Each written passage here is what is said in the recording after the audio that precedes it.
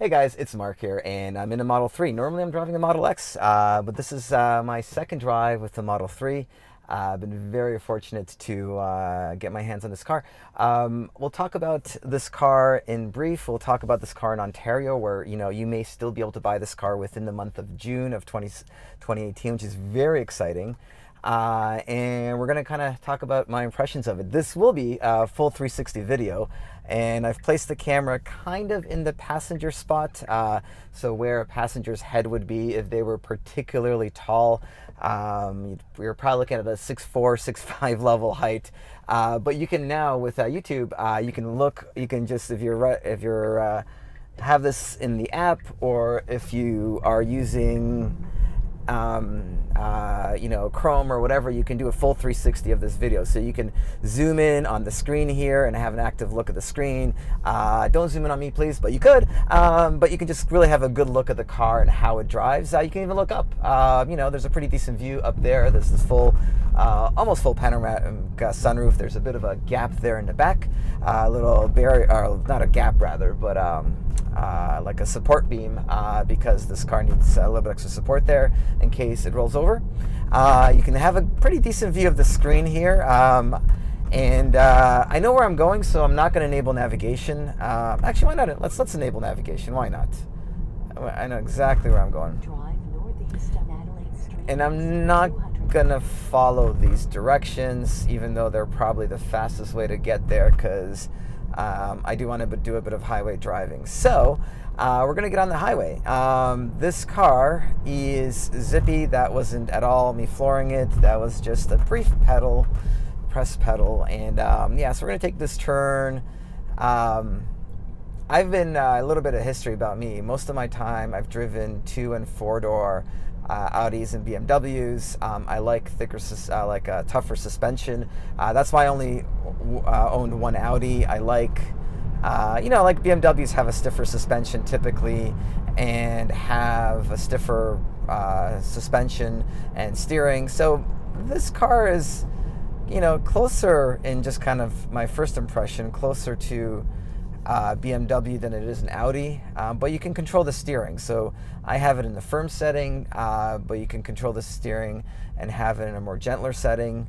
One of the things that was a big thing to get used to for me is the size of the mirrors. After driving a Model X, it's a bigger car, has these giant mirrors on either side. These are tiny sports mirrors. I'm guessing they're not different than mirrors in its class and size. It was just something I needed to get used to. This car does drive itself. I drove it back from where we picked it up here in Toronto at the place called the International Center, where they did a temporary pickup place, and so it, within that drive home of less than 20 kilometers, the car knew how to drive itself. So I just enabled the self-driving by double clicking on this. That's different than the Model X and the Model S. It has a thing on the left side, a dedicated joystick for enabling the autopilot. This one, you use the standard, reverse neutral drive stick to enable that. And in the Model X, you can increase the speed by pushing up and down on a joystick here. Here is a simple touchscreen, so you go up or down. Now this is going to be kind of a boring drive for the first little bit, though kind of a nice drive, but we're going to be on the highway for a little bit. Where am I going? That's a good question to answer. The Ontario Tesla Club has a meeting, and so that's where I'm going. So this is all Tesla related. It's all about Tesla right now. Really quick first impressions of the car. Here's the key to the car. It's really fancy. I love that it's black. I love that you tap it on the beam here, on the back supporting beam, and it opens the doors. I love that the Bluetooth connects with the phone, and if you have your phone on you, the doors just open for you. And I love that you put it here, and that tells the car that you have it. It's just a little slot here, though clearly it doesn't hold the card because it will slide off. Hardest part of getting used to driving this car versus a Model X or even any other car is that there's a gaping hole here. Like normally you have a dashboard, it's pretty high, and here it looks like office furniture or like just room furniture. In fact, this is a very similar color to my bedroom set, kind of this beachy woody color that's just very relaxing and rewarding. The vents coming through here on you are very, very comfortable. They're very easy to adjust. Just really nice touches to that. I'm not bothered by this at all. I guess I would have liked it if I could turn it a little bit, because when you're navigating, that would be nicer to have closer to you, that the directions there. But otherwise, this is very comfortable. I don't need to look at it that much that it bothers me that it's over here. You can flip through basic trip data and other things over here. Backup camera, you press that button and boom, there's your camera, which is actually kind of nice. That's a nice little feature to have. When I drive the Model X, because the screen is longer and it's set up differently, I can put the backup camera here at the bottom, and then I have navigation on top. And that makes sense for the Model X. The visibility isn't as great. It's such a bigger car. It's got many more pillars and many more objects blocking your view. So it's nice to get that 360 camera in there. But in this car, the visibility is terrific. Like you can look over your shoulder and you'll see all the traffic. The map, I mean, you guys have seen all this already, but the map is very nice, very movable, much more responsive than my Model X. At least I bought mine in 2017 of June. The newer Model X's and X's do have a nicer, faster graphics card, and so it's probably just as zippy as this, or pretty close anyway. From a driver's perspective, this car's a lot of fun to drive. I know the acceleration numbers are kind of 0 to 60 miles an hour in like 5-something seconds, and that seems good, but it's not necessarily great by some standards. Like a higher end model, BMW 3 Series, S4 or whatever, have faster accelerations. And almost in this price range. I mean, this is a fully loaded car. It doesn't have all-wheel drive, and it's with autopilot. It worked out to about $73,000 Canadian. So 50-something, $60,000 US. In this price range, maybe it's not quite as fast, but that is just one number. That number from standstill to 60 miles an hour is it's an interesting number to look at.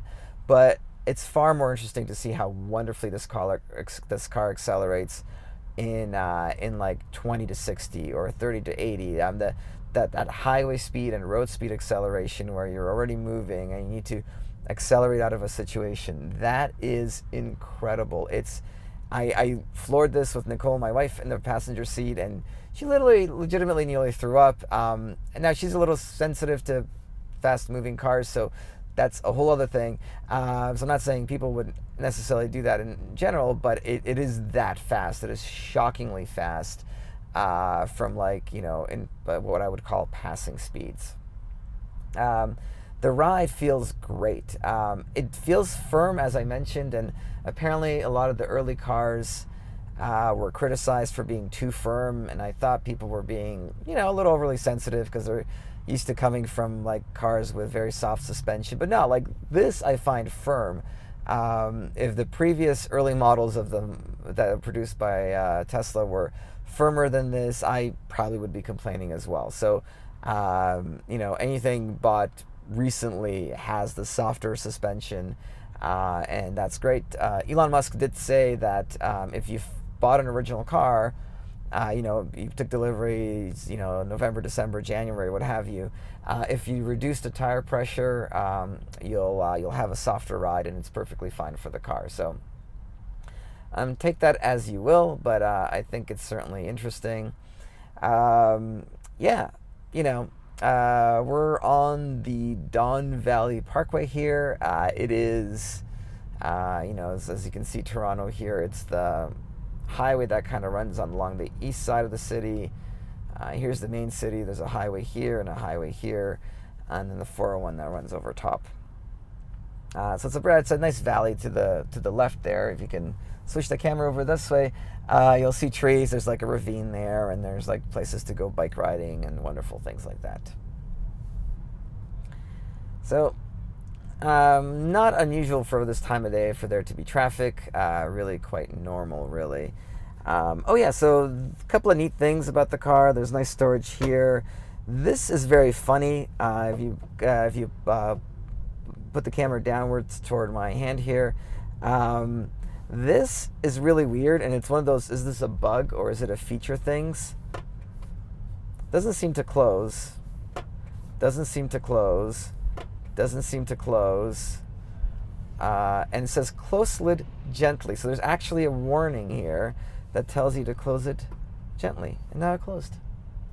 So I don't know if that's a bug or a feature. It's clearly happened enough where it knows to tell you that message if it sees multiple failures. The cell phone typically comes here. There's a nice little rubber mat for your phone. And there's chargers here. The weirdest thing about showing this car to people and letting them drive it is how a driver sets up their settings. Everything is done with these control wheels. So on the left side, you can open up the door and you can control the windows, and that's it. You can't configure any of the mirrors using any buttons here, and it's all done through here. And honestly, I don't even remember where to find it. Oh, here it is. So if you go on quick controls, you can adjust your mirrors, steering wheel. Like, it's all done here. It's very bizarre. The autopilot feels fantastic. The way this runs is very comfortable, very secure. In traffic like this, when we're doing 30 kilometers an hour, 20 miles, it's flawless. Like, there's no moving from lane to lane. There's no hesitation. There's no sudden braking. I'm kind of moving behind this bus purposefully because generally cars don't go in front of you. But let's change that around. Let's show you what happens, because it will happen where cars come in front of you. And the autopilot's, and there's double click on the stock. The autopilot deals with it surprisingly well, all things considered. All right, we're going to have to take this. Oh, no. Is it this exit? No. Don Mills is telling me to wait. Okay. Yeah, unfortunately, the highway is not that great here. But you'll see cars pull in front of this car, and you'll see the way this car responds to it. Autopilot, both on the Model 3 and on the Model X, have been excellent in my experience. When I first got the Model X in June, I really liked autopilot. I used it a lot when Tesla gave me a car to take overnight, and I thought, okay, this is really terrific. And I drove the car at night on highways, and went from Toronto to Hamilton, so it's about like a 45-minute drive, and pretty straight highways and just gentle curves. And so that was fine. But then when I bought the car and started using it every day, my first response was like, wow, this car isn't anywhere close to being ready. It drove fine, like it did everything fine, but like with lane merging, with cars coming inside you, inside your lane, with lanes ending, it did a terrible job managing all that. It still doesn't do a great job with everything, but at least it feels better. It doesn't drive like a teenager accelerating suddenly and braking suddenly. It really just is very chill. Saying that, it will. So here we go. A car passes in, and then look at this. It knows the car's coming in the lane, and it just resolves it. So it's doing that really wonderfully. So it seemed like it wasn't ready, and now I wonder why it's not changing lanes automatically. Like that's the other thing. When I first bought the Model X, the car could change lanes, but its margin of error was its acceptable margin of error was very small. So if there was a car anywhere behind me or anywhere in front of me, it just wouldn't change lanes. Now, okay, I'm just gonna take off cruise control to let this guy in. But now that, but now like it'll change lanes fairly aggressively. Now this is probably I'm not even gonna try in this scenario, but in a lot of the, but like in traffic lighter than this, but still pretty dense, the lane changes have been phenomenal. They've been really, really excellent. And Toronto is a very aggressive city. Like the drivers here, when we're not stuck in traffic, are very aggressive drivers. So again, it was one of those things with the Model X. I'm like, well, this will never drive itself fully autonomously in Toronto because the car's just not aggressive enough. If it signal a lane change, it just would never change because cars are coming up behind it. Now the car, that never puts you in a dangerous situation, but it is aggressive enough where it'll move in between two moving cars that are comparable speeds. So I would say it's doing really well in that regard. Yeah, so I haven't had as much experience with the Model 3 from an autopilot perspective, but I can tell you it feels very familiar. It feels the same. It responds the same. I don't see any differences between these cars. I could be wrong, but that's what I'm seeing for the moment. Yeah, yeah, and then like the radio stuff is pretty good. If you can select your stations here, you can stream, you can use your phone. Like this is really, I gotta say, this is really easy to set up. It's very intuitive. I like that if you have this configuration, you can just set up locks, this, that, and you just close it and it's done. Yeah, very, very. 2 kilometers. Take the Don Mills Road South exit on the right. I gotta tell you, that voice gets me. I like that voice a lot. The Model X and Model S have this more serious voice. This is a nice voice. It's a very kind of deep voice, deep feminine voice. It's a very nice, calming voice. So I like that a lot. That's okay. This is a good example. This car really squeezed through here. I wasn't touching the steering wheel, wasn't touching the brakes, accelerated, nothing. The car just responded very nicely. Didn't over-respond. In the early days of the Model X, if something like that would have happened, the car would have just like hit the brakes suddenly, and that wasn't fun. I mean, you're not. You want the car to manage it appropriately. And currently we're set to 1 lane separation, and for the moment I don't remember how to change that. Yeah, no idea. It's probably in here somewhere. Anyway, I'm gonna pay attention to the road, but I'm set for 1 car length separation, and for Toronto, that's pretty much what it needs to be. Anything more than that, and cars would just be swerving right in front of me and taking my place. So, like I said, a very, very aggressive city to drive in, and for that reason, I keep this at 1 car length. And this is the comfortable car length. Like if I was driving my car on my own without self-driving, this would be the car length I'd keep it at. And so that's wonderful to see. The other thing, and then this is the game changer for me. I got the Model X. I have the 75D battery. So the smaller battery, and it gives you about 380 kilometers of range from a full charge.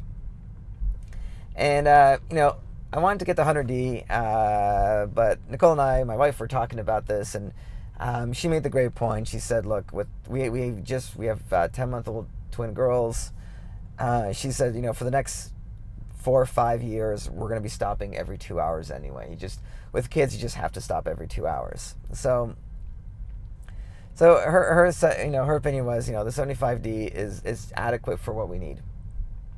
It is more than adequate for me driving around the city. It has, I never drive more than 300 kilometers in a day just doing errands in the city. That never happens. But on trips, it is a little frustrating. It adds about an hour of time for every 5 hours you travel. So if I were to do like a 5-hour drive right now, I guess a better example, if I took an ICE car, or gas car, and it was a 4-hour drive, it would take this car maybe 4.5 hours to do it. And then if it's a 8-hour drive, it would take this car 9 to 10 hours to do it. And that's because, that's with my Model X. And that's because the Model X has a smaller battery and has less efficiency. It's a big, heavy car. It's not as aerodynamic.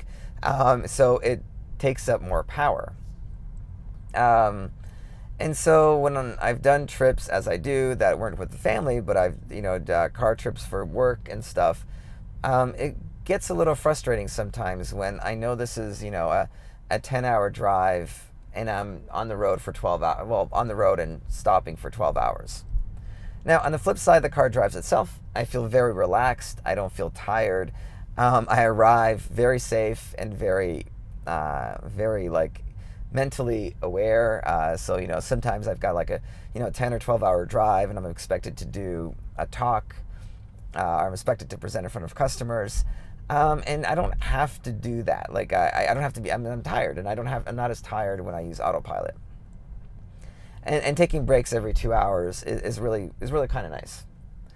This car though is so much more efficient than my Model X, and it has about the same size battery.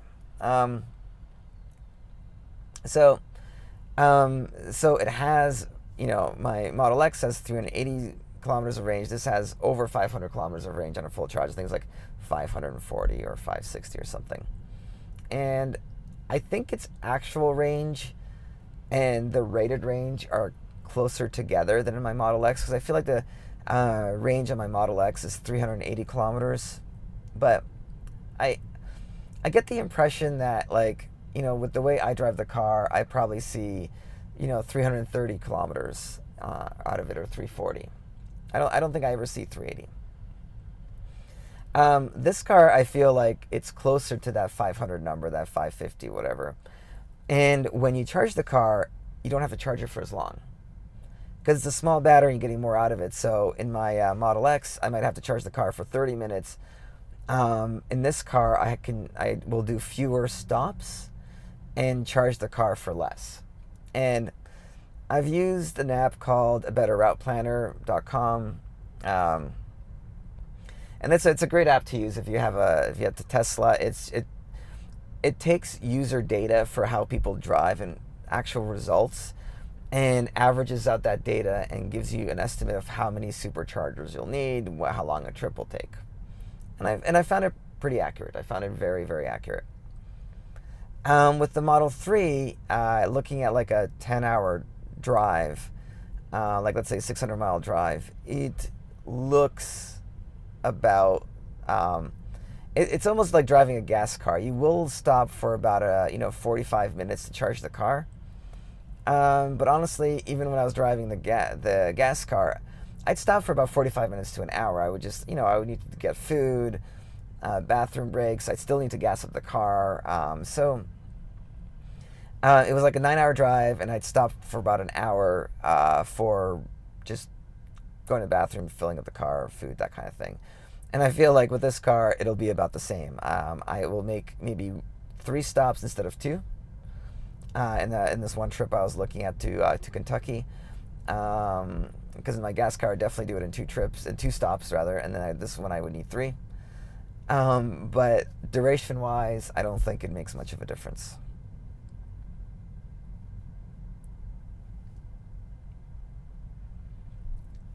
Yeah, anyway, I hope you guys are taking advantage of the 360 camera.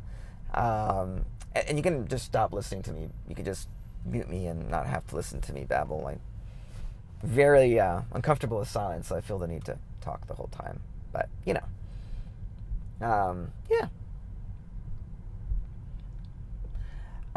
So we're gonna get out here because I am running a little late. Though I don't like driving on O'Connor.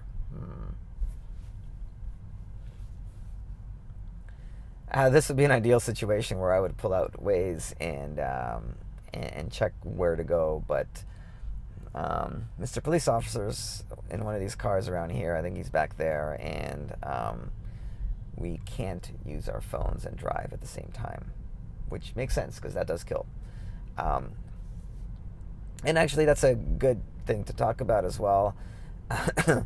As much as I love the self-driving feature in this car, I don't look at it as Now take the Don Mills yeah, we're Road gonna South keep going exit straight. on the right. I don't look at it as a way of being on my phone, because we've seen accidents that happen, and I think these accidents are very, very rare. They typically involve hitting mediums like that on the right here. And even though they're extremely rare and extremely unlikely to happen, this car is extremely safe. I don't want to be the guy that crashes into the medium or crashes into another car. And so being attentive of the road is great. Take the Don Mills Road North exit on the right. It is just, it is very important to keep this car to keep attentive of what the car's doing. For me, I look at this as a bigger safety feature. The bigger safety feature is I can check more what's happening behind me. I can see more what's happening around me. Now take the Don Mills Road North exit on the right.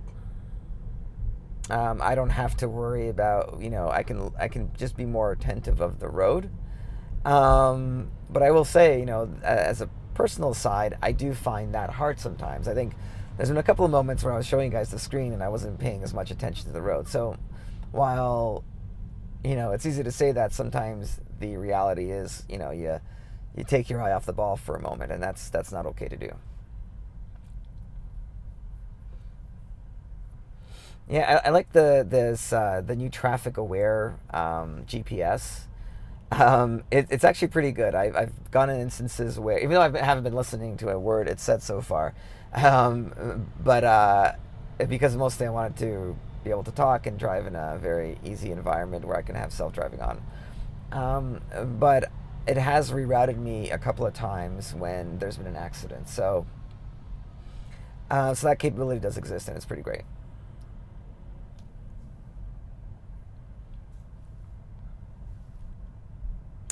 It's a giant vacuum cleaner, a hydrovac.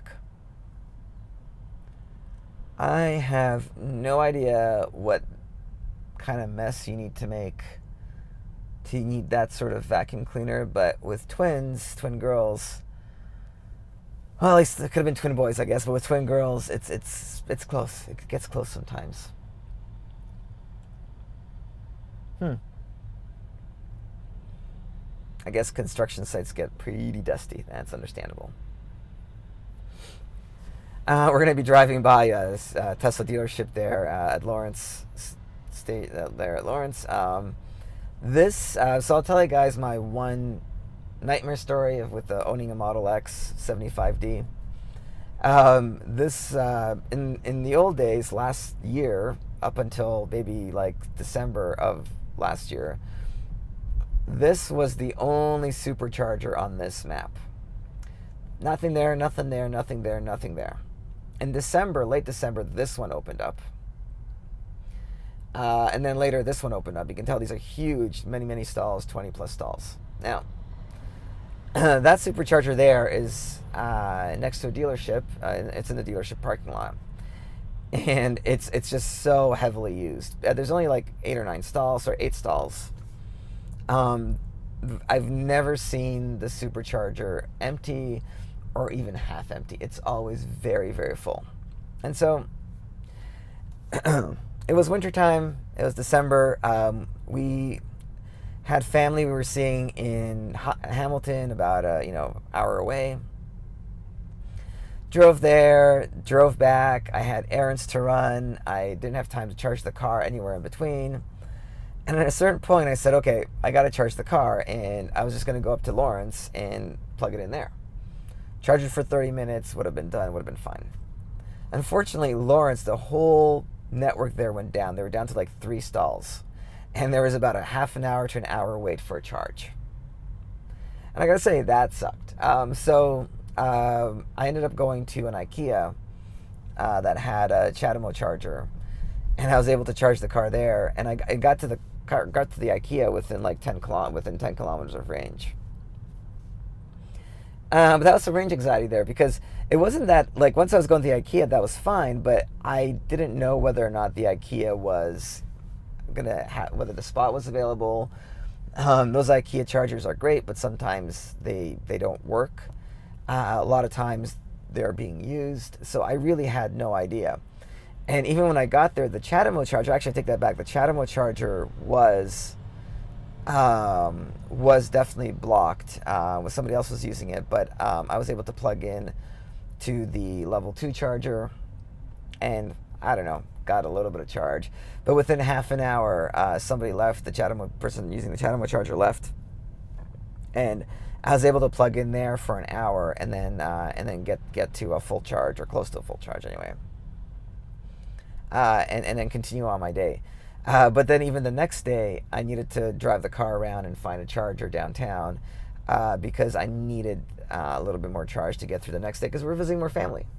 At the time, and as I do right now, I don't have a charger at home because I live in a condo. But I moved into a new condo since, and the new condo board is working with me to install a charger. And of course, since then, look at all these chargers. There's literally, I live around here, I have a charger right there I can go to. Now, it'll cost me about $10 in parking, even though on my Model X the charging is free. It'll cost me about $10 in parking to charge there. And that's just enough to go to full, like 90% or whatever.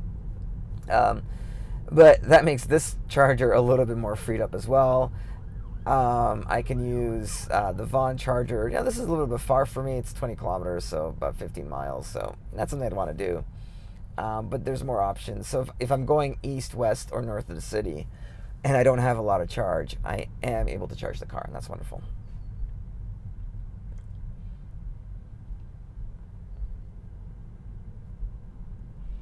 Now, I'll note that this whole time, with the exception of me removing autopilot so that I could let a car in, and I knew the autopilot wasn't giving him enough space, the car's been driving the whole fucking time. It's amazing. I don't know what this button does. Oh, calls. I'll have to clear that out. Yeah.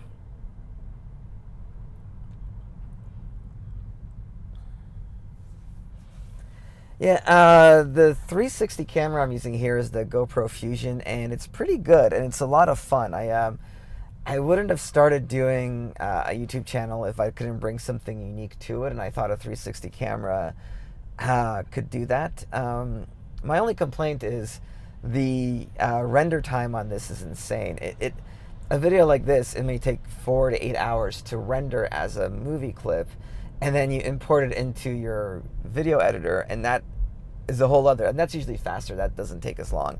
But the original rendering takes a long time because there's a lens on either side of the camera, and it's recording 2 different video slides, and then it literally stitches everything. So there's a place here, if you move to the left, you can just kind of follow my hand on. There's a place here where there's a blind spot, but as I move out, that blind spot disappears. So the camera itself is great, but it's the time that it takes. So I have a few videos. I think I did the one to Sudbury, which I really enjoyed. I thought I had fun with that video. But it took a lot of time to do. It took a lot of time to do to create that video, to stitch it all together. Thankfully, in my in my day jobby stuff, I do video editing. I do podcast editing because I have a podcast about whiskey, and I do a lot of writing and a lot of creative stuff. So I really enjoy doing it. It's like something that I really enjoy and appreciate doing, but it's ridiculously hard. And I realized that my error was that, yeah, the 360 camera gives me a great kind of viewpoint for the channel. It allows me to do things that I wouldn't be able to do otherwise. The channels that are doing very well release a lot of content and have a big enough following when all that content matters. So right now my girls are 10 months old. I have a day job. I have I have a career outside of the day job, and all these things occupy a lot of time. And while I think I'm a very productive person, the reality is I didn't have the time to create as many videos as I wanted to.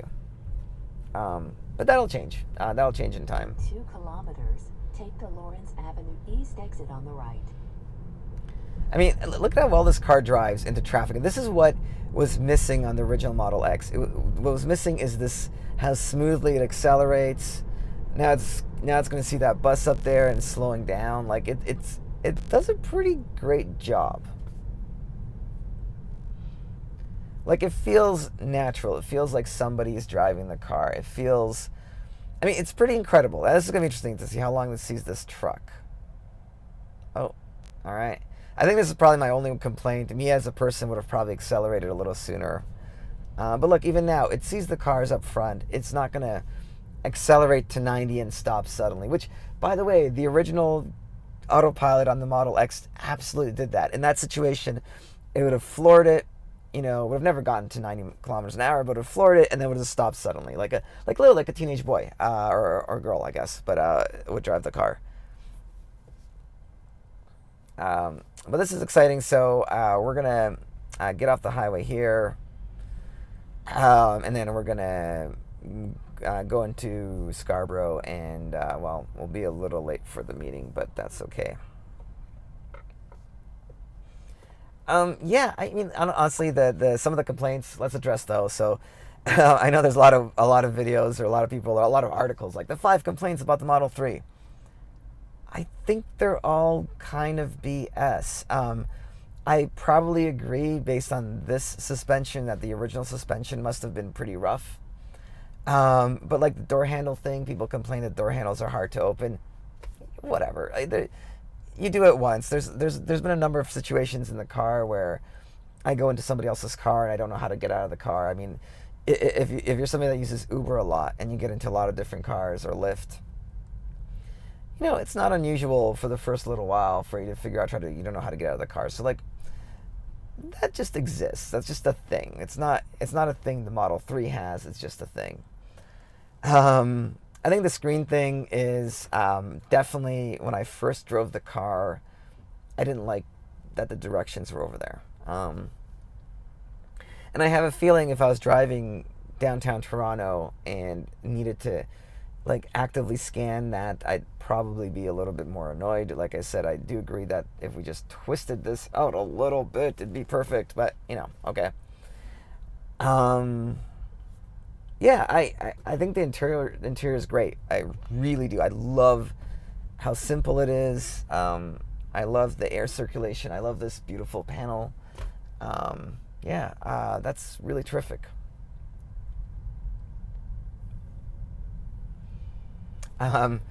It's weird driving a Model X for all this time and having like an actual full sun visor. It actually made me appreciate the Model X better with like the lack of pillar here and the tiny sun visor, because the Model X is actually really well tinted, and the tint starts lower on the screen. So you don't have the scenario where like you put the sun visor down and you have the sun shining. You have to kind of look like tilt your head down to see streetlights, which I remember having to do all the time in my previous car before buying a Tesla, and I have to do with this car now. But in the Model X, you don't. The tinting is just enough that it works pretty well.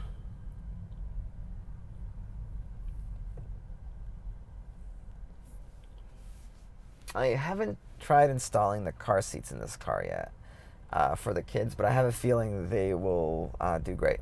So that was my original reason for buying the Model X, is we have 2 dogs and 2 girls, and we needed a big car, and we do. We just, even traveling with the girls, and putting the dogs in the equation, we need a car that needs all that space.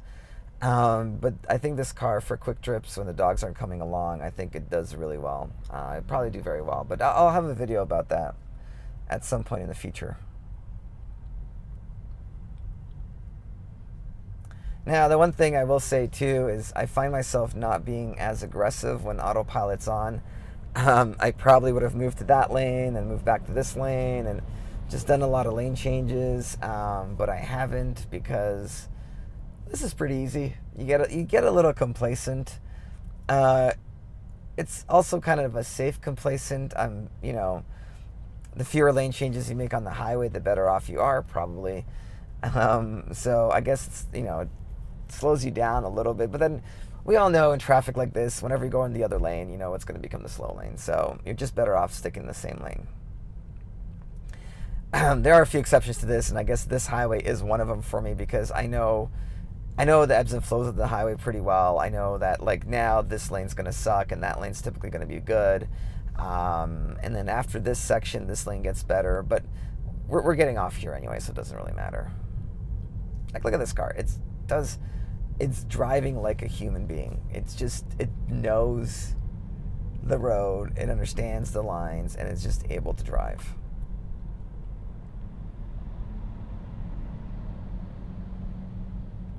See, this is a good situation. It broke a lot, and I don't think a human driver would have, would have waited that long before accelerating forward. But that is probably kind of more the legal way of doing it. That's probably what a driver should do. They should probably wait until the car is completely over to the other lane.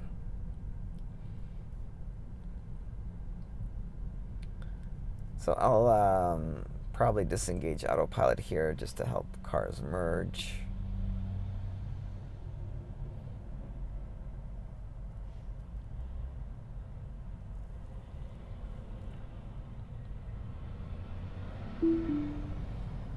There we go. I just want to make sure cars are merging. Of course, this car is going to try to push it, and then this guy on the right that's going to try to take his place. But anyway, it all gets figured out.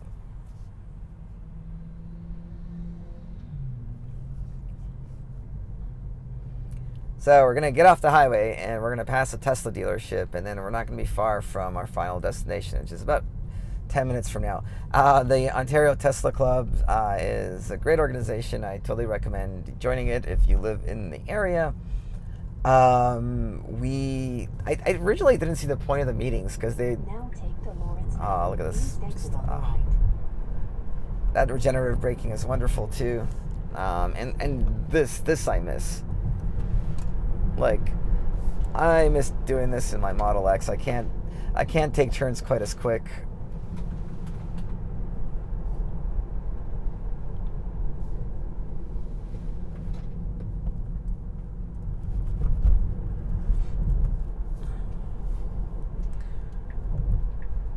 Yeah, that was fun. I wish I had done that a little faster. But anyway, the regenerative braking is a little not as stiff or not as sudden as in the Model X, probably for various reasons, but that's besides the point.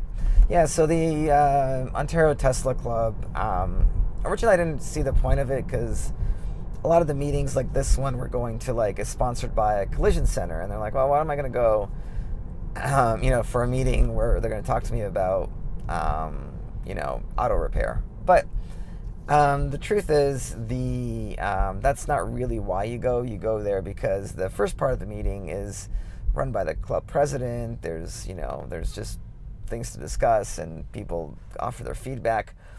There's a lot of Teslas that go to this event, so I would expect there to be a lot of people there, a lot of Teslas. I think the first one I went to was in Waterloo. It was a bit of a drive, and there must have been 40 plus cars there.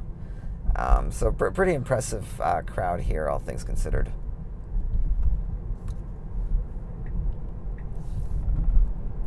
Now, autopilot will work on these streets, but this is absolutely not recommended. And the reason is the autopilot does not recognize red lights, stop signs, yield lights. May have trouble with weird traffic and certainly with construction and all that. So I don't use this almost ever on roads. I do sometimes use autopilot on roads if I'm curious how it's going to respond to situations, but unlike on the highway where I was pretty loose with it, I do always keep my hands on the steering wheel. This is a fun fact. When you're in traffic, you can press P and it thinks it can park there. It doesn't know that that's just it doesn't know that that's just a lane, I guess. Well, I mean, it does know it's a lane, but if on street parking, you are parking into a lane. So whenever you cross a situation where you have two cars that are separated, it just assumes that it might be a parking spot and gives you that opportunity to park there. Yeah, I can't get over the range in this car. I guarantee you, and I think the numbers prove it. I think there's a number of news articles that have talked about this. Even though the range of this car is rated at a similar range to the Model S 100D, I guarantee you this car has way better range than that. The battery is quicker to charge. It's just a wonderful combination of car size, aerodynamics, and battery size.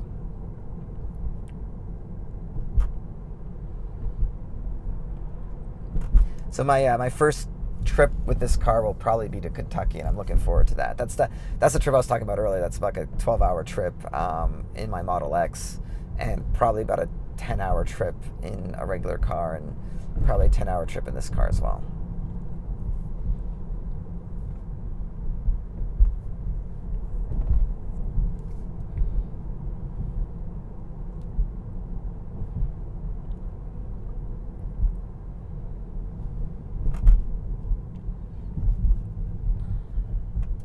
But this car feels solid on the road. I think what I really loved about driving the Model X and my previous BMW, my two-door, is how solid the cars feel on the road.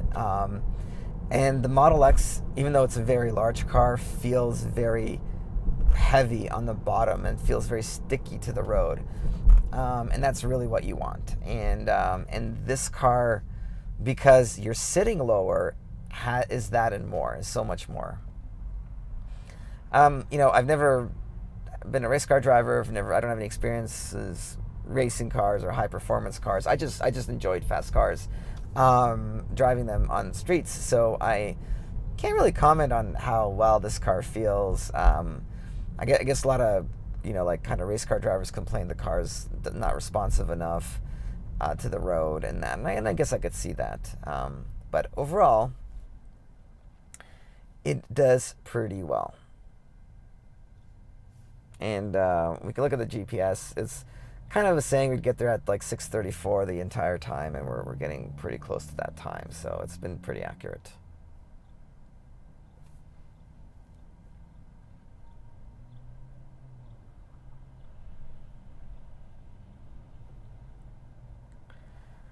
I should have reset the timer. That's too bad.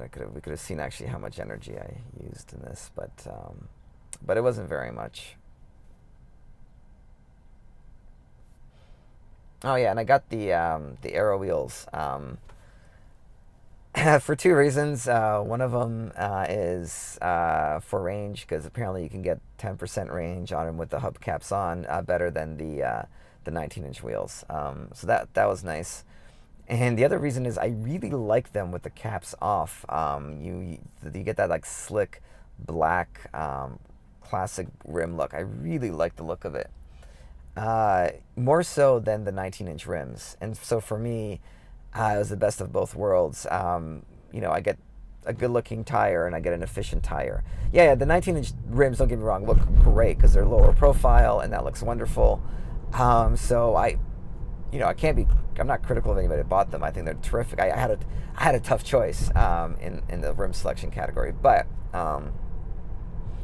I think I made the right choice. I like the added range with these, and I like the ability for the tires to look good when I don't need the range.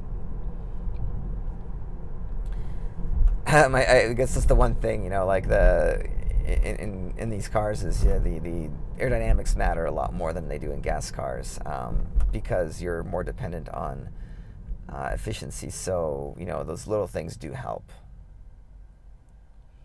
And that's one of the reasons why I didn't go with the larger 100D battery on the Model X. Wasn't just because the kids and needing to stop every 2 hours. I mean, the reality is, for that extra 25 kilowatts, you got so little range. It was like 80, 90 kilometers of range, which, don't get me wrong, that's a lot of range, but it is not an insane amount of range. It's just, for the amount of money it cost, it was a harder choice to make. If I was buying the Model S, then I just go with the 100D, because it just gives you so much more range than 75. It's a larger percentage. But the Model X is such a big car.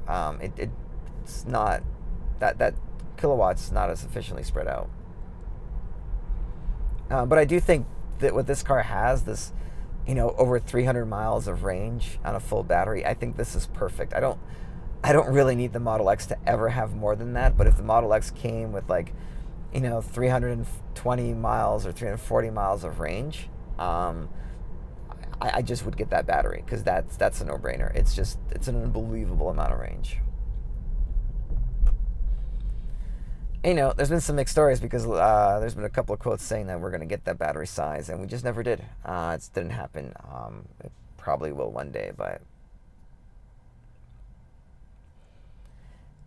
even though I own the Tesla stock, I don't actually follow the news on that side very closely. But from what I understand, is the factory that makes the batteries, that factory was really slowed down in production, and had slowed down the Model 3 production, and is just starting to catch up. So maybe once they resolve that issue, they'll make a more dense battery for the Model X and S. But clearly it's not happening anytime soon.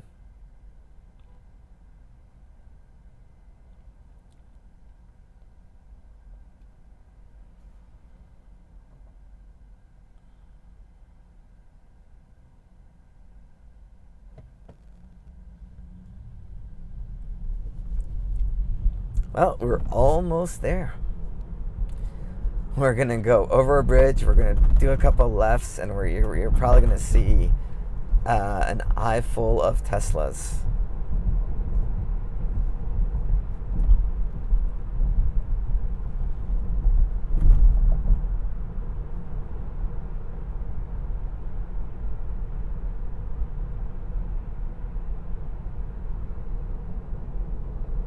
In 200 meters, turn left onto Midland Avenue.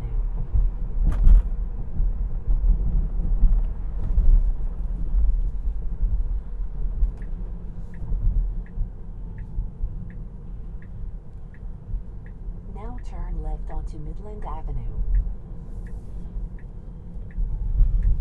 Just snuck into that line. All right. In 200 meters, turn left onto Midwest Road.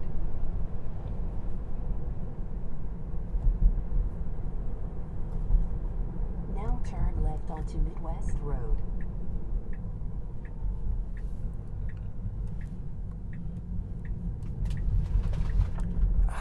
I've yet to floor this car. It does feel so fast.